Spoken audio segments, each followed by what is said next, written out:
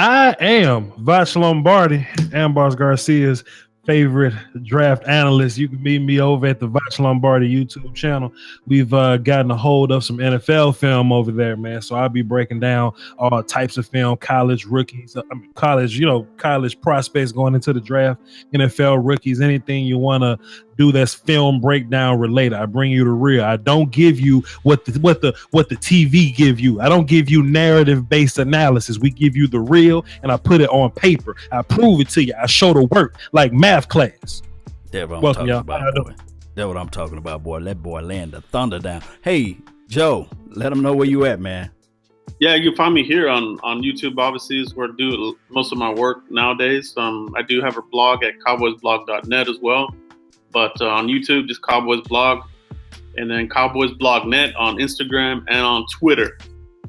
No doubt, no doubt. So first and foremost, we're going to get into this Tyrone Crawford injury situation. I have just heard it, and I don't know the nature of his injury. So, Joe, can you elaborate on his injury? Do you know anything or details of that? Yeah, last I just looked here, it looks like some sort of ankle injury. Looks like they had to bring the card out, so I don't know how serious this is. But Tyrone Crawford, another injury to to his various injuries he's had over his career. Man, that's just sad, man. Voch, man, what you feeling about that, man? Is it time to let him go, or? When you look at Tyrone Crawford and what he's done, and I hate to bring up the Brandon Carr situation, man, but relative to what we're paying you and to what you're doing for us, when you're on the field, you're not really giving us too much to where we can justify paying you. Right now, if you're earning the money, and when you come back and play healthy, you're this guy that we're paying for. Salute to you. But your fit is the 3 tech in our defense. You just play defensive end when we need you. Malik Collins is turning out to be that guy, and he's under the rookie contract. So whenever you can get super production for rookie cheap, Tyrone Crawford, man, this may be one of those straws busting up the camel's back, man. I mean, he's valuable to us playing end now, the left end spot now. But what happens when David Irvin comes back? What happens when Taco gets his feet up under him? What happens when Mayo or Demontre Moore? It's a fight going on in there, right? Like we're not thinking about it because we need defensive end production or whatever. But it's like 11 guys in there that they all can play, and they all jockeying for spots. And I think Crawford's like the most paid out of all of them. I think I could be wrong there, but he might be the most paid out of all of them. So if he's gone and we're not missing him, and that $8 million is just sitting there, we might try to get rid of that dude. No doubt, man. It'd probably be the best move we can make. I know you don't want to get Wally pipped, but sometimes you just got to get Wally pipped. Somebody else got to step it up and out with the old, in with the new. I was born in 92. I have no idea what Wally Pip means. What is that? Me neither, man. I just know they say that when somebody get injured and the next player come up and they just start wreaking havoc. I just think it was some type of baseball player back in the days. Joe, do you know what Wally Pip mean? Maybe somebody in the comment box knows. No, same thing as you, man. I've heard the term, but I don't know the history of it. I can sit here and let you bring up obscure baseball references on this damn Dallas Cowboys show. We're not gonna be able to do it. It's colloquialism. Hey, man. So look, what is your opinion on this Hall of Fame game, man? Where are you coming from as far as who stood out, who needed to step it up, and all that stuff? Voch, what is your opinion on that game? Well, I'm try not to make this too hard for Joe, so I'm just gonna take like 2 points, and me and him can go back and forth. Or we could just dabble like that. I was watching a little film on Charles Tapper, and it doesn't look like he's missed any time or whatnot, right? But when you look at Charles Tapper as a player, he's a super athlete. He's a big guy, runs the 4.5 or whatever. He just seems to, he needs to learn how to work within his moves, get his polish right, get his technique a bit. And he's going to get that through playing. But what I did see from him was the reason that we drafted him was because, hey, you're a big guy and you move fast. Okay. What we saw was explosion from him. He was moving very fast. So he him looking good after being hurt all last year. That was a pretty good takeaway for me. Also, Chidobe Awuzie, Cheeto. he was as aggressive as we thought he was. Right now, he did look like a rookie in his very first game ever. That's cool, but all he has to do is keep playing, and he's gonna, his eyes are gonna fix towards the game a little better. But the aggression is there, the tackling is there, the ass whoop, the coverage is all there. He just has to know it in front of him when he sees it, and be able to react to it. Joe, I'm gonna let you get 2 more because I got 1,000 points on this damn Hall of Fame game, bro. I think the guy that a lot of people have been talking about in the off season here, OTA's mini camp and now training camp, the big man, Rico Gathers. All right, this guy, he came through, man. This is the kind of things you want to see: playmaking ability, using his height, the basketball rebound skills, obviously. It looks like he's coming along, It looks like he's showing pretty good hands too, Got a ball here that was thrown kind of low, picked it up there, and run after the catch was pretty impressive with him. But his route running and the way he runs is kind of still looks a little awkward. The kind of has a little bit of a gallop to him. But if you can get down the field, man, maybe that's all that really matters. You can get open, make these catches, keep the defense honest. The other guy here that I liked, not so much one of the main guys, but one of these reserve guys, Rod Smith. Rod Smith looked good to me. Hard running in between the tackles, the toss play. He looked good. He looked quick, athletic. Looks like a guy that could come in here and contribute. He doesn't look lost. Looks like he knows his assignments, the zone blocking scheme, knows where to run. So I was impressed with those 2 guys here the most. Guys I was really looking forward to in the game, and they showed up. No doubt, man. I really pretty much like what I saw out there on the field too as well. Although it's the first preseason game, a lot of people look kind of sloppy. Our linebacking core didn't look that elite out there, but as far as what I can see, Cheeto Bay, although he got kind of misused a little bit in the inside, but I kind of like what I saw when he played to the outside. Voch, man, what are your talking points on Cheeto Bay? I know you got some information on him, right? Pretty much what I was saying earlier, man. He's gonna be somebody that we're gonna move around a bunch, man, and it's basically gonna come down to how the other corners play. Now, we're gonna see Jordan Lewis this week, I'm hoping. So if Jordan Lewis comes out and he's a great nickel guy, okay, then we get to move Cheeto somewhere else. If Xavier Woods comes out and he's the safety that we want him to be, okay, let's move Cheeto somewhere else. That's the best thing about Cheeto, right? Like if Xavier Woods doesn't work out, he goes to sit down. If Cheeto doesn't work, he goes to play somewhere else. So that's something I like about him, that you can put him anywhere and he'll still be one of the better guys on your team. He's getting playtime for a reason. That sounds good, man. Now, on the opposite side, just shed a little light to them, since it's still close to the draft season and we just now spilling over to the real season. What are your thoughts on Buda Baker, 36, I believe? Look, man, this is a Cowboys show. I don't want this to turn into the praise the Cardinals hour, man. But damn it, Buda Baker, safety. I'm not gonna call him a free or a strong safety because he plays everywhere. From Washington, he's about 5'10", however much he weighs. Somebody go in the comment section, tell me how much he weighs. I'm not the combine expert or whatever, but he plays free safety, he plays strong, and he plays nickel corner. And we saw all of that in the game. We saw him come down and play versus the slot. We saw him line up in the box and just started to smack the hell out of people. Right now, he's been a small dude his whole life, so I assume that one day in the lunchroom he used to walk up on the biggest guy in there and just punch him in the stomach. I see him doing that on the field. Like he's coming in the box, he's going up against these linemen, getting away from the blocks, making tackles, showing some good solidarity in the run game. Then at free safety, he's showing the range. He's being that last line of defense. He's coming up, he's making open field tackles. I hate that we missed on him, but good game by Buda Baker. I walked in the game wanting to see what's up with Hassan Reddick, the guy from Temple, the linebacker, 43. I wanted to see what he was all about. And he made a few plays, but it seems like Buda Baker made all the rest of them. And if you want to go to my channel and watch a little film session on Buda Baker, watch him whoop up on us, is over there on my channel. No doubt, man. That seems like a good avenue to take a look at. Buda Baker, go check out Voch's page on that. They said Buda's 195, and the reason why we talking about Buda and the reason why we talking about Hassan Reddick is because we gonna see these guys again. I forgot which week. Is it week 4, week 5, or something like that? Week 3. Week 3. So that's right around the corner, man. So I definitely don't want him to improve from that game until week 3, because it could be a possibility where we might face him. What do you see looking forward to the next week? Coming up this weekend, Joe. What do you see the Cowboys doing? Hopefully, we'll get to see some splits. You know, that he's coming back from practice.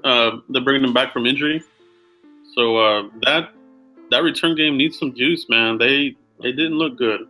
You know, they're struggling still. Again, I know it's reserves and everything, but we need a shot in the arm with that. So Ryan Switzer, let's see what he's about. Had a lot of hype here. Was, showed out here in OTAs and minicamp. So time to see these guys on the field. Ryan Switzer, Jordan Lewis, we got to see what they do.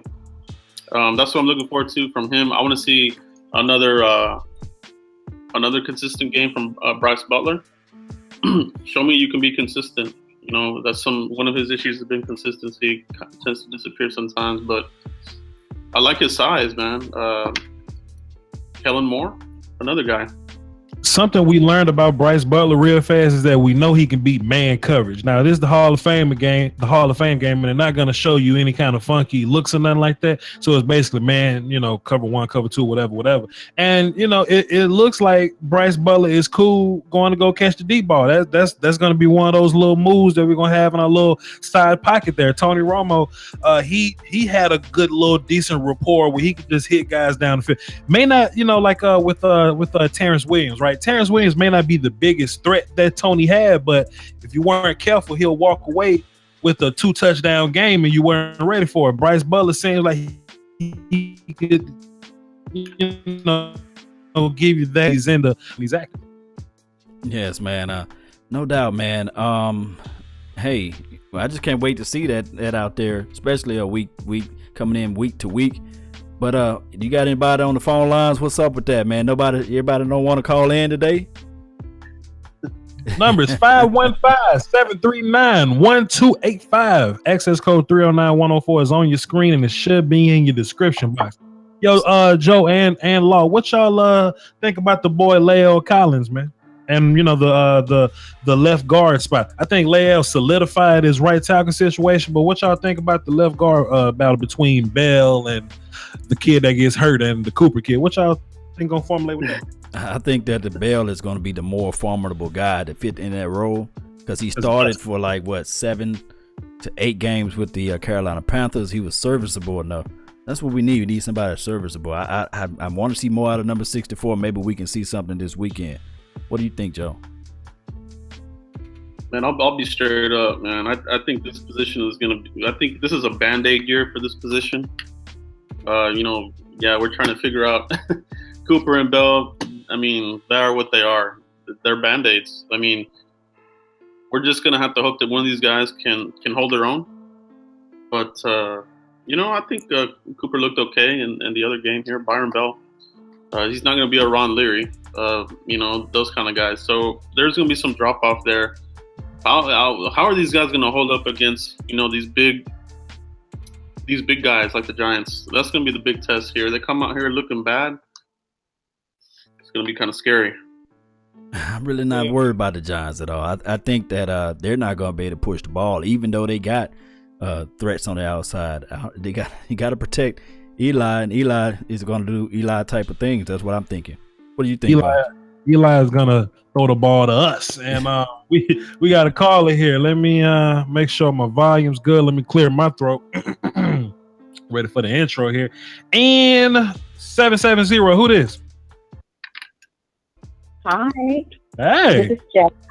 This is Jackie. I'm calling. I have a question for you guys.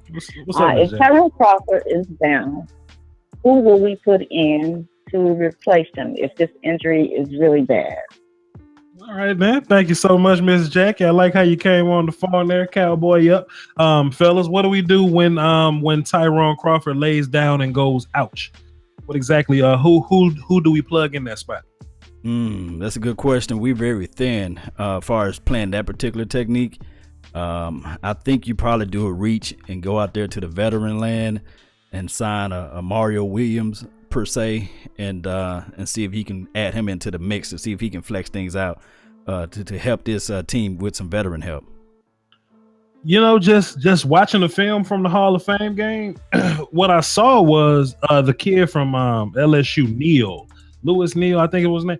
He played he did a lot of Tyrone Crawford type stuff. He played 3 tech. When Taco came out of the game, he slid out to the outside. So I don't think we're gonna go and reach for somebody or give up draft capital to go find some last minute, solution or whatever. All we got to do is wait till DeMontre and Dipperine comes back. What's his name? David Irvin. All we have to do is wait till they come back, right? So for a good 4 or 5 guys that can go until week 5 or whatever. Okay, so it'll be Stephen Pye is there. Joey Ivy's there. Malik Collins is there. We got the kid Nick Carroll. Vincent Mayo. We have guys. Taco Charlton. Come on, rookie. We have guys. So I'm not really ready to panic just yet. Marcus Lawrence. So I'm not really thinking about going out to go get some guy. What about you, Joe? Yeah, it's I want to see how, the effect of there at the one tech. We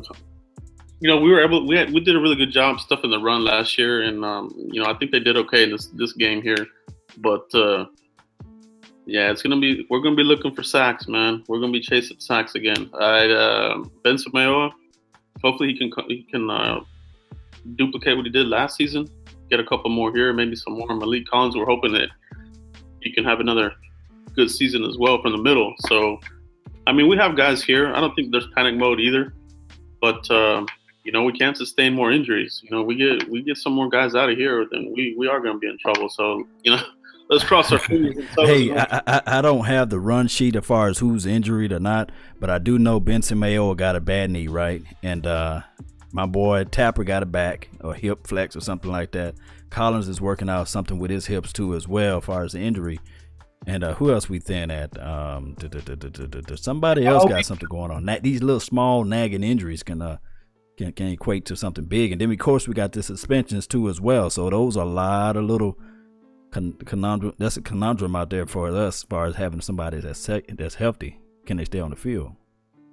All we got to do is just survive the week 1, and then once we get to week 1, just survive the week 3. The Montreal will come back. After that, we get Nipperine back, and hopefully we can just shoot the little shot. We got another call. Y'all ready to go? Yeah. Let's jump in there. We got 901. What's happening? Hey, my question is about Xavier Woods. I read that we always hear about cornerbacks that we drafted that's versatile, but we don't hear that about Xavier Woods. But I read that in college he played cornerback at a high level for the first 2 years. I want to know what y'all think about it. That's what I call, bro. When you watch the film on what's his face, Louisiana Tech, cool. When you watch the film on them, you would see Xavier Woods play a lot of nickel. You saw him play a lot of free. You saw him play a lot of strong. The thing about it is that when you get to the National Football League, is levels to this, right? So yes, he has free safety range in college, but he ain't really got a whole bunch of that in the pro level, right? And he can probably cover some nickel corners at Tulane, but I wouldn't necessarily try to cover these nickel corners in Arizona. You know what I mean? So it's just that his best fit would be to play strong safety. This is where we have the advantage, though. He is more athletic than the regular strong safety. So he's like a super strong safety for us. He just has to figure out the game, figure out things that are going on in front of him, get a little more polish under his belt, and Xavier Woods will be okay. But he's versatile. He's just not pro versatile. No doubt. And I could pick it back on that too as well. Of course you can put him down in the box. He got that instincts, but on this level, it may take about 2 to 3 weeks before him to be able to just get into the shape of the football life. What do you think, Joe? Can I say something? Go ahead. since you took, Law, you just said, can we at least wait 2 to 3 weeks? Let me say something to y'all. All this, I only seen Taco Chard and play 12 plays, and he's all of a sudden a bust. All this, I've seen Chidobe Awuzie get beat on 2 big plays. We wasted a draft pick on him. Y'all calm y'all asses down, man. Can I say ass on your show? Yeah, go ahead. Calm y'all asses down, man. Look, I know we're the Dallas Cowboys and we've become spoiled because we have a 4th round quarterback and we get the 5th round corner that comes to play day 1 and the running back plays day 1 and we typically get rookie success. I get it. But it don't always work like that. We just draft really well. Other teams go through this. Other teams draft players and they don't get right till their 3rd year. Perfect example. We're going to play the Philadelphia Eagles. They drafted a player named Brandon Graham. Okay, Brandon Graham used to be terrible, but as a college prospect, he was a beast. He was fast. He had explosion. But when you get to the National Football League, everything steps up one level. He had to figure that out. He had to grow into his grown man body. And Brandon Graham is just now turning into something, that the Eagles can be proud of, man. So if Taco Charlton doesn't come out day 1 whooping Lael Collins and Tyron Smith, cut that man some slack. Let him grow into his man body. Let him get into the NFL strength and conditioning program a year or 2. Let Rod cuss and scream at him. Can he learn a technique that ain't the spin move? Can he learn the dip and rip? Can he learn the jab punch rip spin? Can he learn something before we just write the man off? He needs some milk. Come on, man. Go ahead and say what you were saying, Joe. This is stupid to me. It's stupid. Go ahead, Joe. Yeah, so what? We were talking about Xavier Woods, right? I don't know who was talking about. but no, we were talking about Xavier Woods, but he was talking about the maturations of the process of we just got to be able to wait. Not everybody gonna be Ezekiel Elliott, coming out. I guess So that was he pretty much was saying. Hey, I'm guilty of it because I didn't have Taco right there at the 28 pick. I said every cuss word known in the book when we picked him. All I can hope now is that I'm wrong, but I digress. Yeah, I mean that's the thing about these rookies. There's got to be some patience from the fan side of it. These guys, they're still learning. It's a big leap from going from college, and some of these guys are not coming from big programs. I mean, Xavier Woods, Law Tech. It could be an even bigger leap for him, but still, I mean, the safety position there's going to be competition. Jeff Heath, to me, didn't look particularly good in that game. Who can step up? Is it going to still be Jeff Heath? Is he locked in there? If so, we got to see better play from him, in my opinion. But Xavier Woods is in the fray there. Robert Blanton possibly. What do you guys think? What do you think about Blanton? You think he has a shot at any of this? I think when you draft a defensive end at number 28, he ain't supposed to be the best defensive end in the world, bro. I don't think Robert Blanton makes the team. I don't think so. I think we got so much young talent that we're not really paying for. Kevon Frazier is around because somebody got to, play kickoff. Xavier Woods is there. Cheeto can play strong safety. Byron Jones can play strong safety. It's just a lot standing in the way of Robert Blanton making this team, and I'm just not necessarily sold on him making it. Yeah. Hey, I got a fan question for you, Voch. Salute for the donation too as well to help grow the nation. Zachary wanted to know, who do you think will stand out week 1, or who you think who will stand out most on week 1 versus the Giants? He put #Rico. Rico Gathers might not be an active player. I just want to let y'all know. I want y'all to temper your expectations a little bit. Rico did make a big play in the Hall of Fame game, preseason game, but the Cowboys as an offense may find more value bringing in Hannah and Swain as blocking tight ends, because they like Rico made the big play, yes, and he showed us what a downfield threat he could be, but he didn't have the best routes. He didn't make the best blocks out there. And we know Jeff Swain can block. We know James Hanna can block. So don't be surprised if Rico Gathers is, not active. Who I think will have the biggest impact against the Giants week 1. I think we're gonna pick on those mediocre linebackers there. Look out for Switz. Look out for Witten. Look out for Zeke catching the ball. Right? We didn't see much of Zeke being a receiver last year. Look out for that.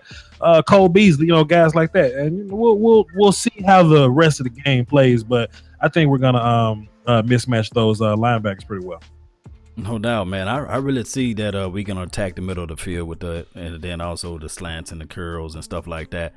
Although they claim they got to shut down Jack Rabbit, like I say, when I did the film review on Jack Rabbit, or what you want to call him, whatever you want to call number 20, that he does not cover Dez Bryant once the ball get into the 30-yard line. So there's still going to be a chance that Dak Prescott is going to be more poised and more ready to pass those passes, those fades, and those toss options out to the to Dez, and it's going to be something medieval out there that week 1. We got a caller on the line, and first and foremost, let me just say this: we have this chat box, me, Law, and Joe, and Foots or whatnot, and. Law, the first thing I said to you this morning, man, was I need more women watching my film station so they can call in my show. That's what lets you know I'm a little jealous there. That was a great call, Miss Jackie. Thanks for calling. But let me get into this next one right here. 864. Who this? Hey, what's good? My name is Irving. I ain't no woman, but I'm glad y'all let me on. You been married. That boy's deeper than mine, boy. Thanks for calling, bro. What you got for the show? Y'all? What's that? Anyway, I have 2 points. People got to understand that the Cowboys didn't put their best out there first game. They didn't do their best scheme, put people in the best situation. It's just a thing let's see what these people are gonna do with just a limited role. You know what I'm saying? Also, what do y'all think we could possibly get for Alfred Morris, if anything? A defensive player. Hey man, it's a lot of stuff I be wanting to say to the Cowboys fandom, but my channel is more focused on everybody. There's a lot of Cowboy stuff I want to say. I don't want y'all to get so attached to running backs you may like. We like Darius Jackson. We like Gus Johnson, right? So I don't want y'all to get so attached to Rod Smith or anything like that. Alfred Morris has been in the league and he has experience, and he looked like he lost a little weight and got a little more pep back in the steps. So don't expect us to just trade Alfred Morris, because Alfred Morris could be valuable to us. We don't have a good idea about the Zeke situation or whatever, and Alfred Morris could be a good when you're thinking Rod Smith may make the team, he could just go into fan favorite running back preseason purgatory like we always do and get rid of him. So I don't want y'all to get too attached to Rod Smith. Rod Smith and getting rid of Morris. I wouldn't trade him if it was me. You never know what happens out here, man. He is insurance, but it's just one of them things. What do you think, Joe? I think, man, I think he's in play to be traded, but the question is for who, and for who are you going to get in here? Defensive line obviously looks like something that we could use. Could they package him and get Sheldon Richardson or somebody like that? The guy is unhappy there. But he has a questionable attitude, I guess you could say, there at the Jets. Todd Bowles doesn't really give him a good recommendation, I don't see. But I don't know, man. It's our team is almost hostage to this damn Ezekiel Elliott suspension. We need some confirmation on what's the deal here. Is he gonna be suspended? According to Chris Carter, about 12 o'clock, we should hear something, Chris Carter is a bum and a cornball brother. You ain't lying, man. He's lame, corny. And Chris Carter, man. Go ahead. But back to what Voch is saying about not to be so quick to want to trade him. It's true, but if Zeke doesn't get suspended, then maybe obviously that would be more in play, more realistic. But if Zeke's going to be gone, up to 6 games, if it's domestic violence, 6 games or whatever. But any amount of games, you got to cover yourself, and Alfred Morris, he gives you insurance. That's why they brought him here originally, Insurance. They got Zeke and everything worked out. My thing is, when you look at the teams around the league or whatnot, first and foremost, who needs Alfred Morris? Okay, like he's a depth guy. And what we're looking to get back is somebody that can play valuable defensive end minutes for us. Now, defensive end is about as valuable as it gets position wise. Running back is probably about the least valuable, right? So what situation are we going to find where we can let go a third string running back and get back a second or a starting defensive end? It's a rare situation, man. So I just think we just might as well hold him because he's more valuable with us than somewhere else. That's just my opinion. No doubt, man. I'm just thinking like, hey, okay, if something just happened to fall in our lap, yeah, then we'll make that move. But if not, then yeah, he's more valuable on the team. He knows the playbook. As far as the liability, and as far as pass pro and other things like what do you call it, special teams, then of course, But outside of that, then hey, he's a valuable piece to the team. Kansas City Chiefs. I heard Tamba Ali doesn't want to be there, and you have Spencer Ware starting at running back. Come on, get Alfred Morris and send us Tamba Ali and quit playing so much. We got somebody on the phones. Y'all ready for that? Or y'all want to? Cool. We got 256. Yo. Wait a. Let me mute you real quick. Hold on, man. Hold up, man. Turn your voice down. Turn down your esophagus real quick. I'm about to unmute you again now. Now let's do this again now. 256. Who this? Yo, this Dark Knight, man. Been watching y'all's channel for a minute, man. I like what y'all doing, man. Salute, Dark Knight. What you got for the show, fam? Man, I mean, I know it's early in the season, it's preseason right now or whatever, you really can't predict a whole lot, you know what I'm saying? Because you really got the regular seasons when you can start predicting stuff. But I just want to know y'all, like, how comfortable y'all feel, like, with Dallas's running game. Like, without Zeke, y'all really feel like 100% confident in McFadden can do at least half of what Zeke can do or more. You know what I'm saying? That's all. You know what I'm saying? That's all I wanted to know. I just want to get your thoughts on it. All right, Dark Knight, salute. Joe, what you got, man? Yeah. For me, Darren McFadden looked kind of rusty here. Obviously, we didn't need to use him last season. So before that, the year before, he ran like 1,089 yards or something like that. And following year, last year, not many carries. I don't know what it was, like 26 or 46 carries, something really low. So where is he at? Has he lost a step? Does he still have the wheels? Let me break that down. I really think that Darren McFadden is he's a zone type of runner, of course, but he got good vision, and I think that he's the type of player that gels with the offensive line. So by him not having continuity with that particular offensive line, I'm not trying to give him an excuse or a pass, but I really think that he's that type of guy. So when he talking about him running behind the number one offensive line, maybe 3 yards turns into a 5, maybe that 1 yard turns into a 3 and a possible, like we playing spades or something like that. So I think that's what type of temperament that he brings out to the team. So I just can't say this first game, then he's old, of course, he was 29, close to 30. So that first game, he was probably trying to get his player legs up under him. And that field looks slippery to me, as I look back at the tape.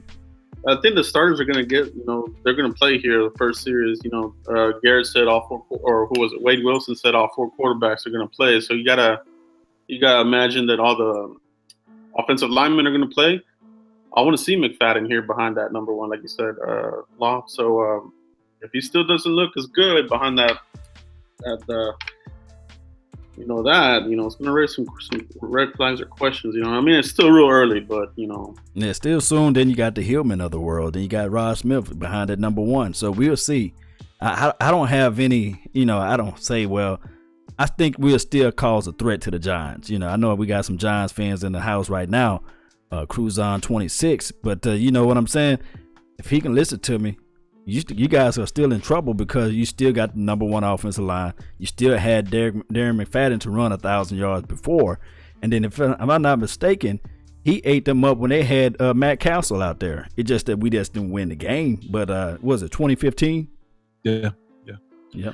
There's a piece of me moving forward for the Dak Prescott era.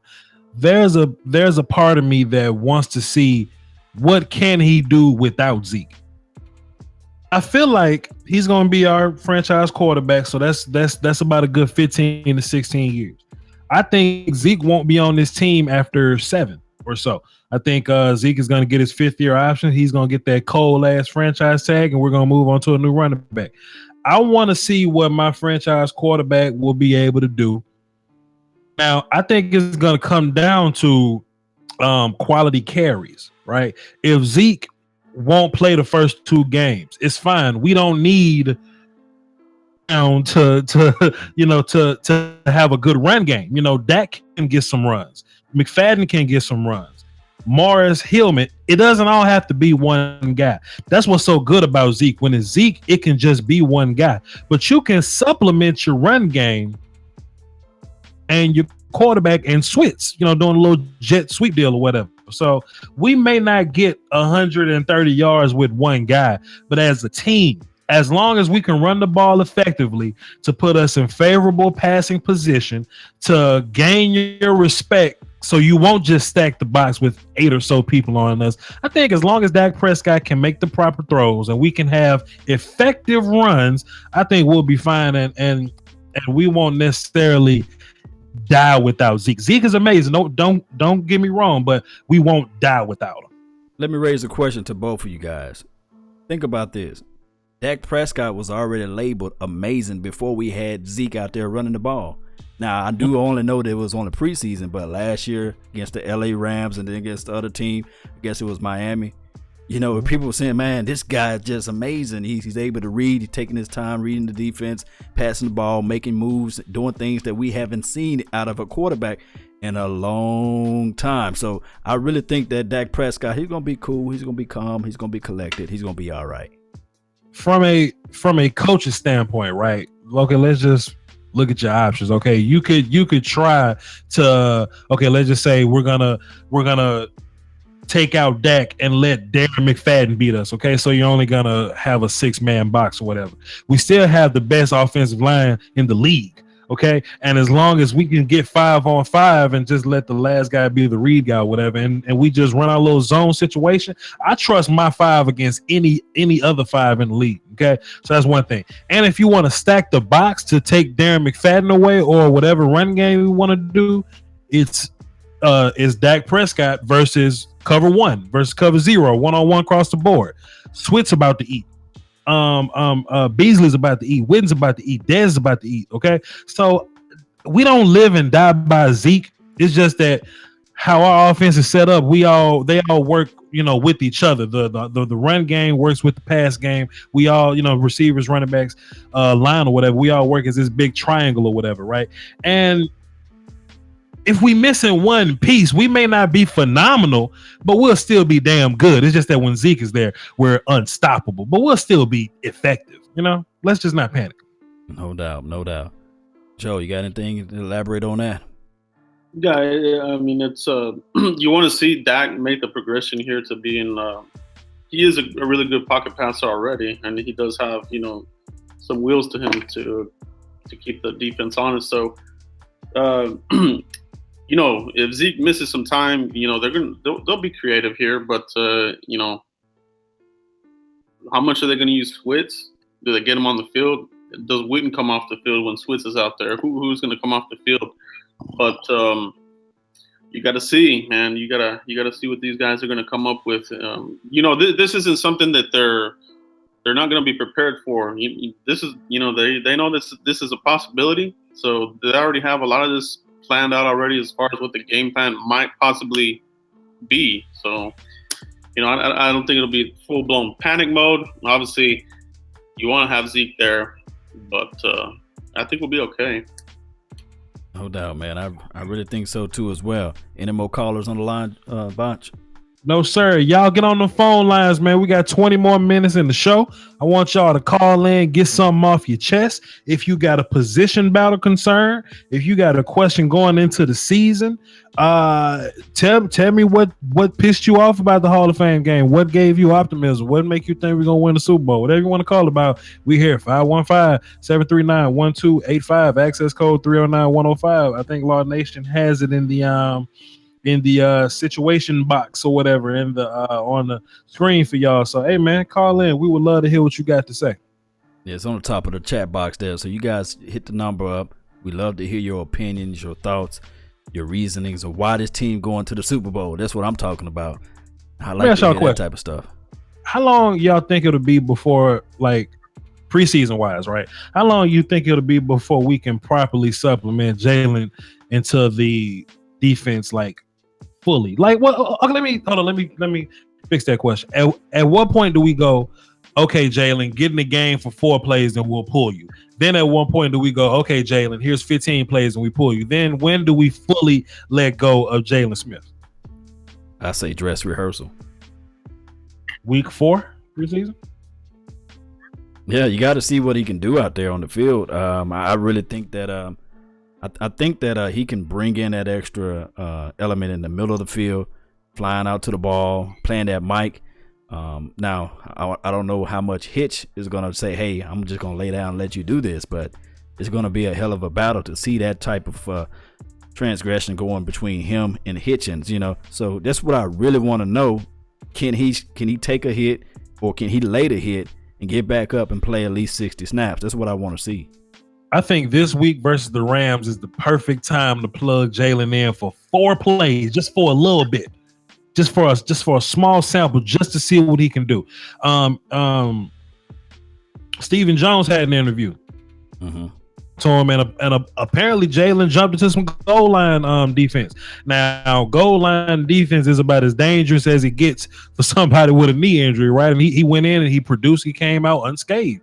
I think at some point, even if it's just for one series, just starting slow, I think we got to put Jalen in there versus the Rams just to see what's going to happen there.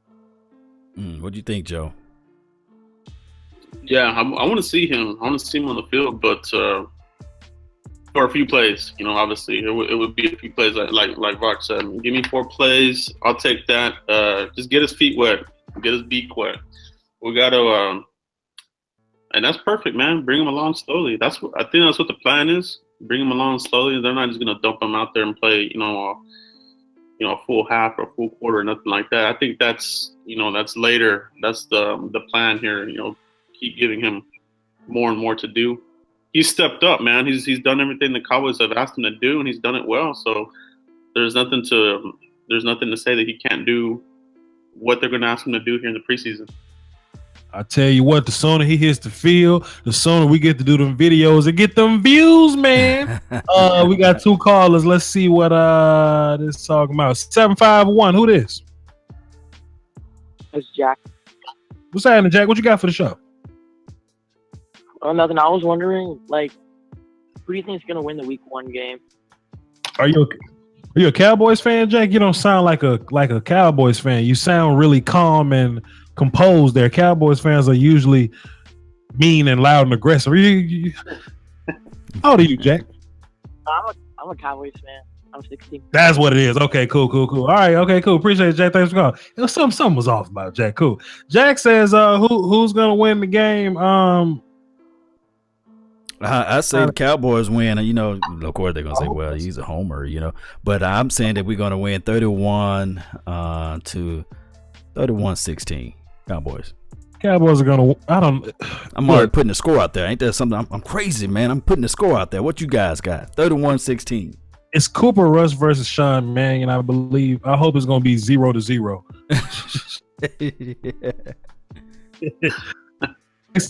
Thanks for title. I was in the super chat. Salute the movement. Salute, bro. Joe, who you think gonna win? Sean Mannion and Cooper Rush. Oh man, it's gonna be Cooper Rush, man. There's no doubt about it. Here, this guy, he's gonna be the next Tony Romo. Watch out, all right. Hey, Cooper, what's Cooper measurements, man? What is his height? You know, think he's a solid sized dude. Like he's 6'2" or something. Like, let me Google it real fast. Then we're gonna get into the phone real quick. We got a caller here. I think he's about 6'2". He was a 4-year starter, right? I mean, he has a lot of games under his belt. He played a bunch. Jason Garrett's son with that red head up there. With that red, man, 6'3", 216, yeah. Oh, okay. So, yeah, man, he with the Chippewas. Yeah, man, but I got the Rams losing to the Cowboys. I mean, you really don't really care at the end of the day who wins these games. You just want to come out of here healthy. You want to see players progress, no sloppiness, and, clean up some of these missed tackles that we had here in the first game. So you want to see some of that. I want to see Jonathan Cooper block Aaron Donald. That'll give me a lot of optimism. Okay. That ain't gonna Hey, this is a hell of a line to go up against, though. And you already know their defensive coordinator knows our offense a little bit, so it's gonna be a good chess match. I think and we play the Rams week 4. Okay. I think we should play Jonathan Cooper every quarter of every game this preseason. We got to figure this damn guard situation out. Him and Byron Bell, let them two duel. Let them compete for it, man. We got to figure this thing out. Who's your swing tackle? Have y'all given up on Chaz Green? Yeah, Chaz like to lay down and go ouch, man. I don't know. I don't even know if I don't even know if his foot is eligible to play yet. I don't know. Yeah, I've kind of already just like, yeah, man. He is what he is. I tell you what, next year's draft, I bet we're gonna be drafting a tackle. No doubt. No. Now, who's our swing tackle, Voch? Who you know? We ain't got one. Not the man, the 6'10", 7-foot giant that play basketball for the Cowboys. I heard Dan was not getting picked on the last couple of days of practice. I got to go to the Hall of Fame game and watch him. I completely ignored Dan Skipper. Yeah, I'll be able to give you an idea of how well Dan played, and we'll see if he can be the. I'll tell you what. With Chaz Green getting hurt and letting Nas down, that may give Dan Skipper a job in the future. He was looking like a practice squad guy, or he may play on somebody else's team guy. Dan might be around, when it all hits the fan, man. Yeah, he had some stats out there. I saw him out there at left guard, so obviously hard for somebody that tall to get some bend, but he was out there, so we'll see what he does.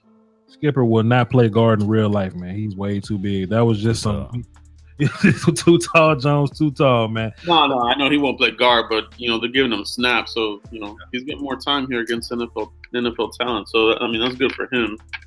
Great for him. We got 856. Who this? Hey, how's it going? What up, bro? Nothing much. I just got a quick question. Now, this is more or less if we're making our playoff push. Now, I know last year, we had it all sealed up. We didn't really have anything to play. And my only question is do we even rest players anymore in the last game of the season? Because I feel like that was a main factor for us coming up slow in that Packers game in the playoffs. So my question is do we even rest players, in the last game of the season? Good call, man. I think Jason Garrett learned a valuable lesson. Look, when it looks like we may be playing for a bye week or something like that, we're gonna lose on purpose. because we want that wild card. We do not want to stop any kind of momentum because we saw it. We saw it firsthand what could happen when you take your foot off the gas, man.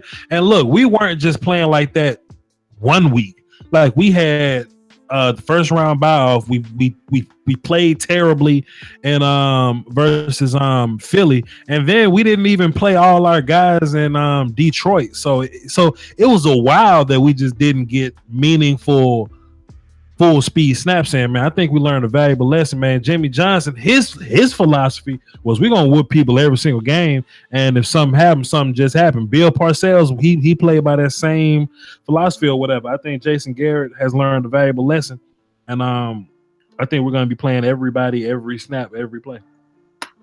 As they say, no days off. No days off. No days off. No days off. No days off. Hey, man. Really, man, real talk, man. We gotta have no days off. That's really Jimmy Johnson philosophy, man. We got to get out there I don't care if we winning by 30 points. I want us to just put our foot on their throat. We got to keep winning. We got to keep the momentum. Keep the momentum. That's what he need to make T-shirts about. Keep the momentum. That's what he need to put out there on them T-shirts. If we down there towards the end and we got all this winning streak going on. I'll tell you what, though, the last 4 games of the season, Giants, Raiders, Seahawks, and Eagles, we probably don't want to go easy against them no way. So you know, so we may have some incentive to play hard to the last down anyway. We got 5 more minutes, man. What you got, Joe? Yeah, man. I think this is more of Garrett learning. I mean, he's still head coach, learning on the job kind of thing. Lesson learned, you know. I agree with all you guys. So we got to keep these guys, got to keep the momentum. You can't break the momentum. That's what happens. You know, it took us a half to turn it on. You know, we can't have that. We can't come out flat like that. We got to come out here and pedal to the metal and show people what we're all about, man. Let's play our game, not the other people's game. That's what happened here with Green Bay in the beginning here. And we got close, but it shouldn't have been like that, you know. Close but no cigar. I tell everybody, if it was 5 quarters, we would have won, you know. But if it was a fifth, but it ain't. It ain't. Unfortunately, it ain't, man. Hey, y'all, get y'all last minute calls in. We going up against the grains here. We about to get ready to wrap this thing up. I saw a comment in the comment box, whatever. They said Chaz Green was pancaking people at guard at practice. Like, bro, that was Woody Barron. Like, that wasn't nobody. That was Zach Wood, man. That's Zach Wood or somebody, huh? Zach. Important, man. Y'all know who Zach Wood is. Yeah, from last. Yeah, man. Hell yeah. You know, he was doing his thing. Richard Ash. That kid was starting, man. Richard Ash started the game, man. That was interesting. It was interesting because, you know, a lot of people think that Paya is this, you know, replaceable, you know, just throw him out of there guy. But we didn't even see Paya play. So I guess that says a lot about what the team thinks about him. And you can really tell who probably will make the team by who didn't play in the Hall of Fame game. Yeah. True that. And then, like you say, Paya, one of them wide guys. You got to take like 2 refrigerators side by side. Mm-hmm. Just a plug in the middle, man. But he was moving though, man. When you watch the Facebook training camp practice, whatever, Stephen Pye was moving around, man. He was flying. So, you know, we'll see. He got some wheels on him. We got a call here. We want to get this last call for alcohol in. 785. Who this? Hey, Kansas Cowboy. What's up? What's happening, fam? What you got for the show? Man, I'm wondering if we need to keep an eye on Jason Garrett's ability to lead as the head coach. I was mostly disappointed in the fact that all he has to do is be the head coach and to come out so flat against the Green Bay Packers for that first half. Each coordinator goes through what they go through, but how do you explain Garrett's role and the team not being prepared? How about that man won 13 games with a rookie quarterback? Come on, fam. Like I feel you, and there has to be, you know, something to say for why we came out flat, but let's not, like, as Cowboys fans, I feel like this always happens. I feel like the minute something negative happens, we forget about all the positive stuff that led us to that. Like, Jason is a great leader, if anything. You know what I'm saying? And being able to take his rookie quarterback, his rookie running back, that obscure level of talent of defense or whatever, and just run his little machine. Let's not pick at Jason Garrett. I think we have the most underrated coach in the league, man. Joe, it look like you got something to hit him upside the head with. Go ahead, Joe. Nah, man, it's we appreciate everybody that makes their calls in here. So shout out to all you guys that called in tonight, man. We appreciate you guys. But as far as Garrett goes, yeah, this is Jerry's guy, man. This is Jerry's guy. He hired him before he hired Wade Phillips. So that says a lot about what Jerry thinks about Garrett. And he's given him that leeway. You know, he's given him that leeway to coach, make his mistakes, and it has been, man. It's been a head coaching learning experience, but he's getting there, man. He's getting there. We're getting close. We're getting very close. Like to say, slow and steady wins the race. But Jason Garrett's that guy, man. Unfortunately, I know a lot of people like to say he didn't do this and he didn't do that. But Coach of the Year, he got the team playing consistently. Although whether it was 8-8, 8-8, and then hey, bam, you hit you with a 12-4, and then bam, you lose your main quarterback, and then you go 3 and what we went 3-13 or something like that, or whatever we went 4-12. So then we were back to 13-3. So all I can say is yes, it was a learning tool. We learned on the slide of everything, but I really think that he's going to push everything in the right direction.